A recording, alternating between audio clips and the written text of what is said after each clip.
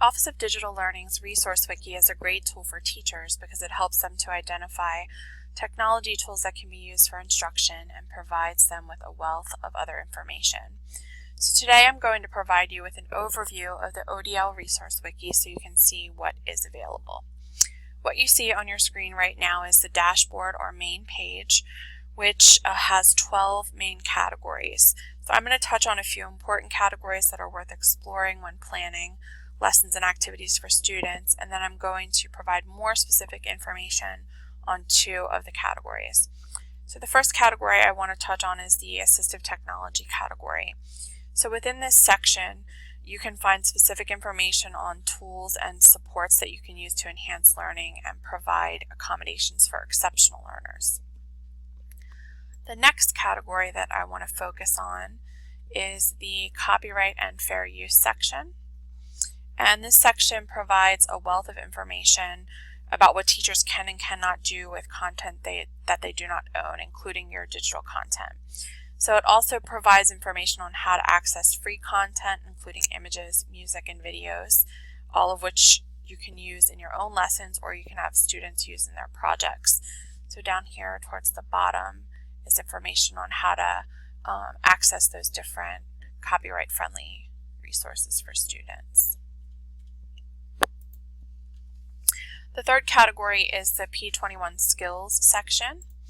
And this section recommends different tools that can be used to help students acquire and use skills and knowledge that's needed for success in the 21st century world. And so these different skills and tools would be an excellent thing to reference in an observation, for example. So it's something that you could point out that you're doing to help enhance your students' learning. The fourth category that I want to mention is the digital content section, which is located right here. And this refers basically to your databases and other content like BrainPop. So there's information on how to access these tools as well as how to provide direct links to them for your students.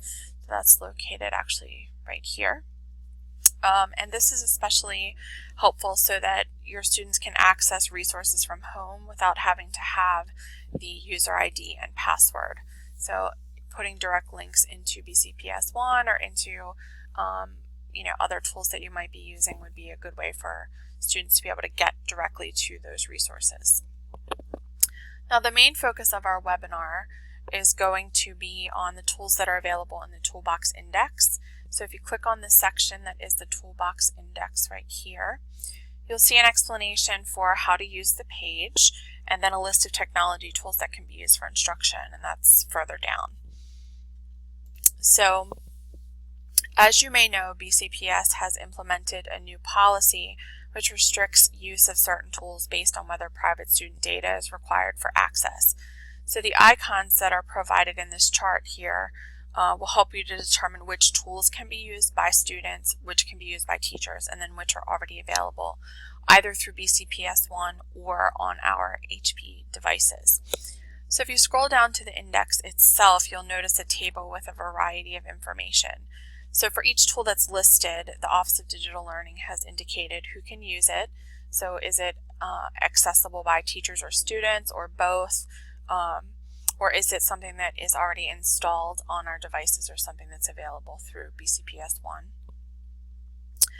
Where it's located, so here's your visit is for online stuff, installed is for HP, BCPS1 is for BCPS1.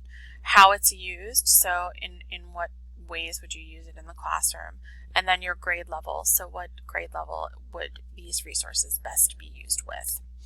Now if you scroll down to the bottom of the page, you'll notice a table that refers to the various tags, and it defines each of the tags. So these tags can help you determine what tool to use based on its purpose. So for instance, if you're looking for a tool that allows users to share and visualize ideas, then you'll want to look for the brainstorming tag. So here's brainstorming, there's its description, and I can just click brainstorming and it will suggest some different tools that I might want to consider using. Now the last important element of the wiki is the instructional activities section, and it's closely connected to the toolbox section as well. So if you click here, you'll notice that you have a table, And in that table, there is information on different kinds of activities that you would do with students. So those are right here. And then a description of those activities, as well as different technology tools that can be used for those purposes. So this could be very helpful if you know the kind of activity that you want students to do, but you don't know what tool to use to accomplish it. So that's just a quick overview of what is available in the ODL Wiki. Jamie, Gina, and Barb are now going to share some specific tools from the toolbox that you might like to use in your classroom.